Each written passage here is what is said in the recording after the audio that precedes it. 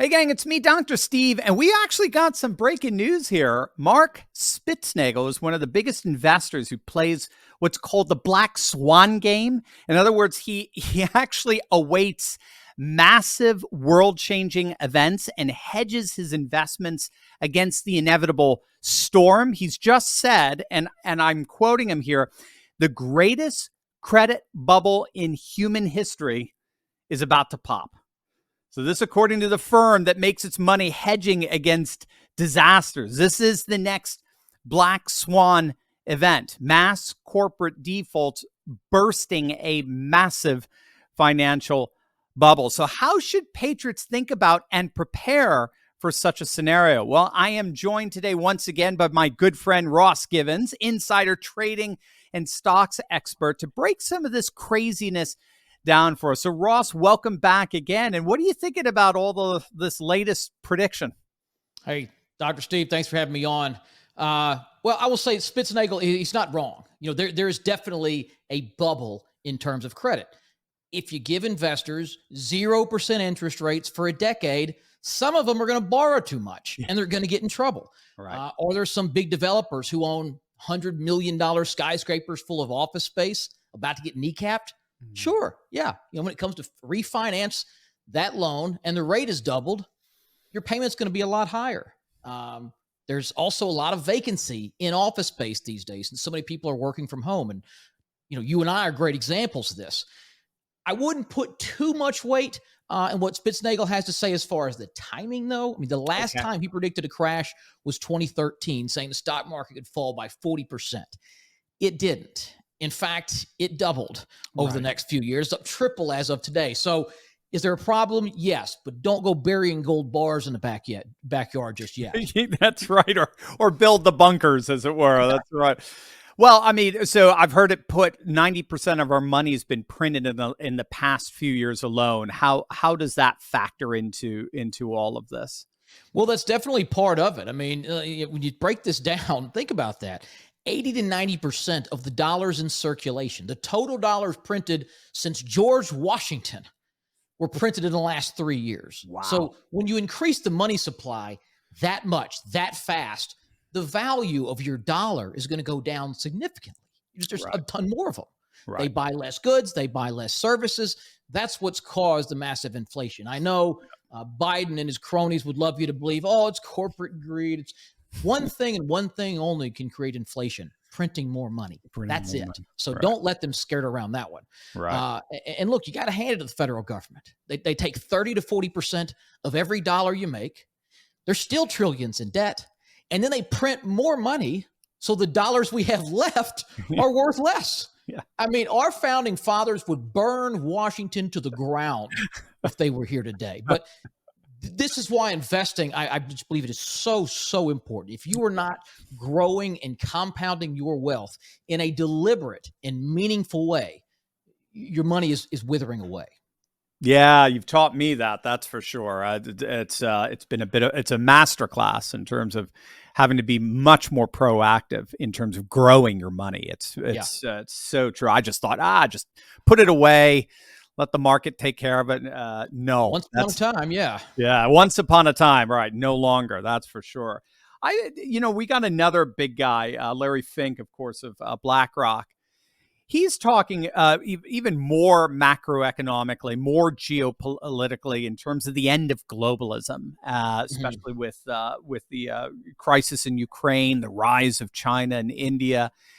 And it looks like BlackRock seems to be sort of reshuffling their investments in light of this, far more multipolar world that's rising with China, Russia, India. We've got, BRICS nations rising and so forth. Yeah. The oil-rich Gulf nations, they're all asserting a kind of economic independence geopolitically. We talk a lot on this channel about the changing world order. Do you see U.S. corporations sort of, recognizing this, that there really is something like the end of globalism happening right now as we speak?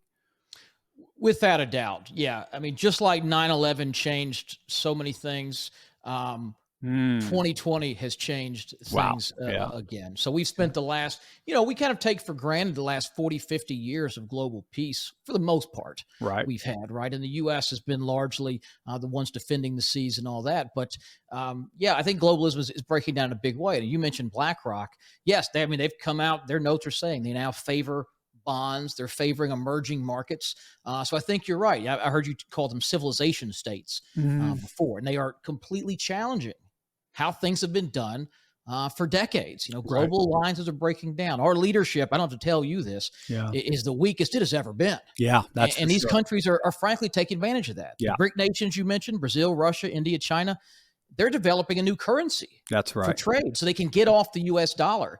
So while BlackRock maybe a bunch of dirty crooks, they're smart crooks, so they see what's happening. They're positioning their money accordingly. I think you're absolutely right about that. So, in your opinion, who stands to benefit most from the reshuffling? Is it corporations like BlackRock, or better, who's best positioned to pivot and benefit from this geopolitical reshuffling that's going on?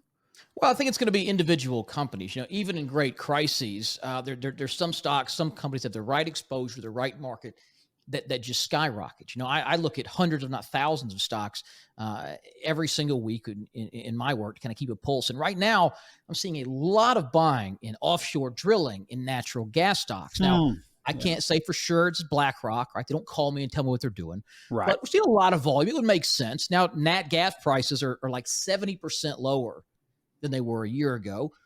Of course, someone blew up the Nord Stream pipeline, which we don't talk about that.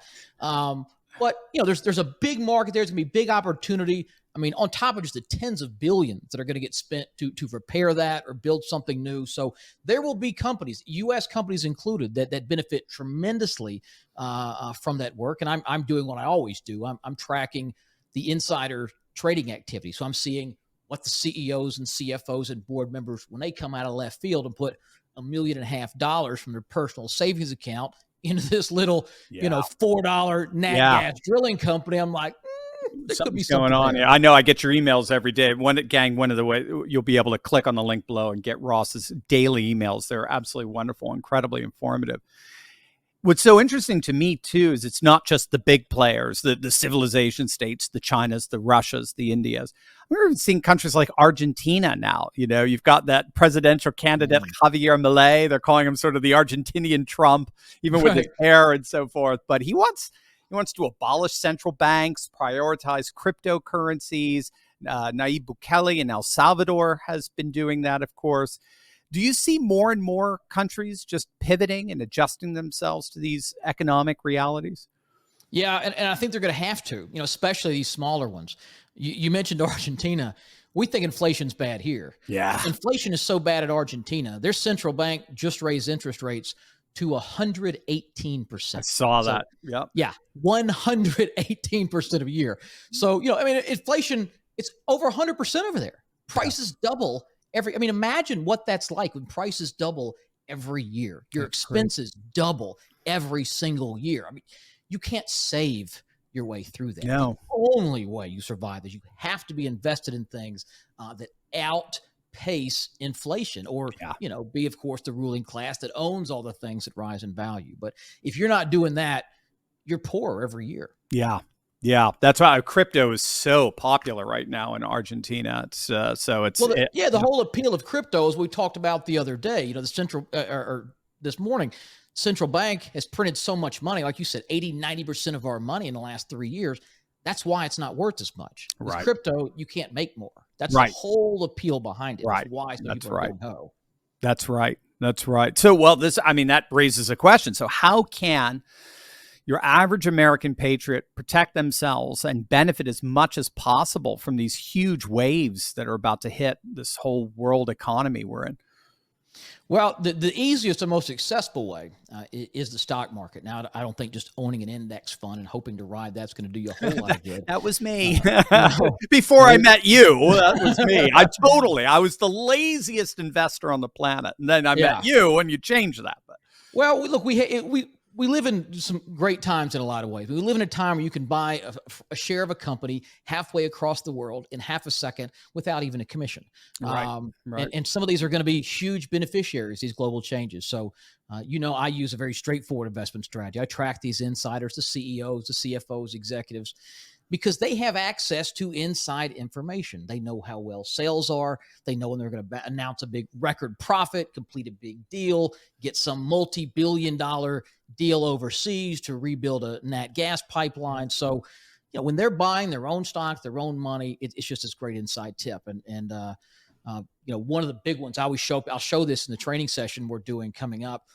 March 2020, when the market was crashing in the wake of COVID, insiders at lumber companies were buying their stocks at the highest rate off the charts, triple what they were buying like in the 09 crash. And lumber is not something that you or I would sit here and think, oh, that's a big, profit center. But lumber that year went up 400%. It had never happened before. Well, these lumber companies made huge profits. So what did they know? Well, the CEOs and CFOs of lumber companies, they knew there's a giant pine beetle outbreak in Canada, who's the number one exporter of lumber.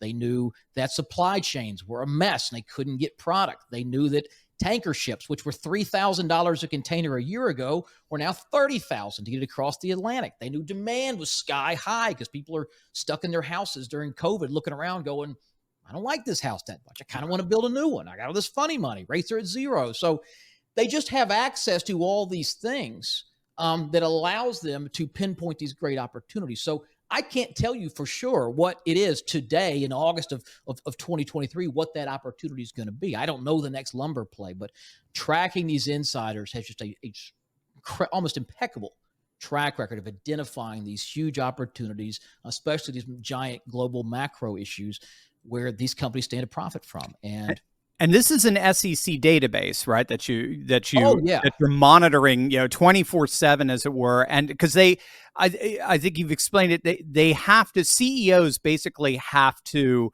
report their buying up stock within 48 hours after doing it, something like that. And then we get to piggyback on what they're doing because they've got all this inside information, right? Right. Yeah. So insider trading was kind of just the wild, wild west back in the 80s and 90s. And so SEC finally goes, all right, here's what we're going to do. We're going to put this rule in place. You have to report your trades within 48 hours. You got to have a plan when you're going to buy. It's total BS, and there's loopholes from here to Kentucky, but that's regardless. So they did this as sort of a cover to protect themselves. But the beauty is our advantage, like you said, they have to report this stuff in 48 hours. It's public information. It's in a free database. If you know where to find it, how to organize it, what to look for, what the telltale signs are, you can pinpoint those stocks being bought by opportune insiders, some of which are going to make huge moves higher and deliver record profits. So that's what we do. I've been doing it for a lot of years. I don't know anyone who does it more in depth than me. Yeah, and you're doing an encore free training on this on Saturday.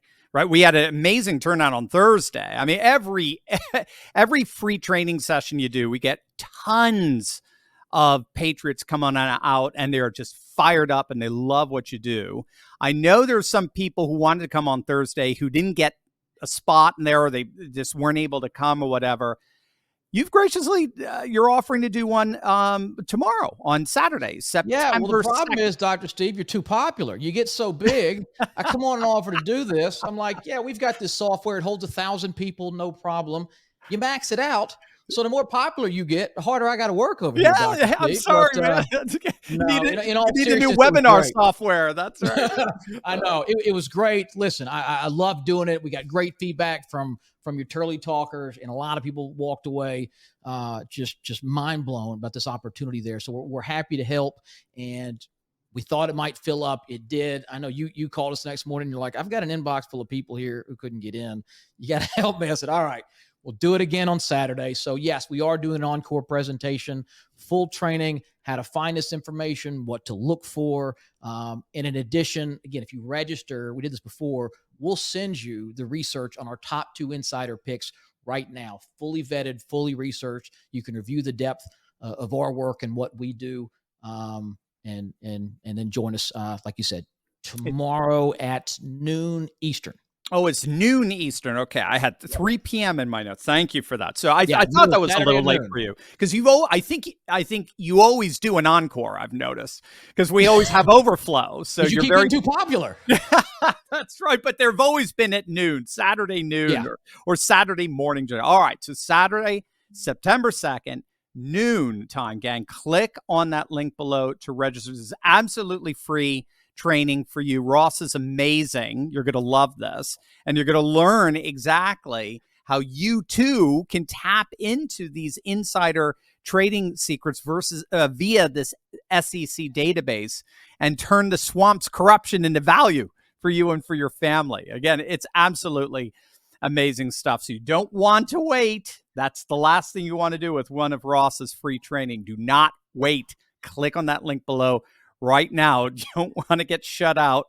You're going to have to wait months before Ross does this again. His free trainings are very popular. So click on that link below right now to sign up. Ross, as always, my friend, thank you so much for being with us and have another great free training. These are amazing. It will. Thanks again. You bet, man.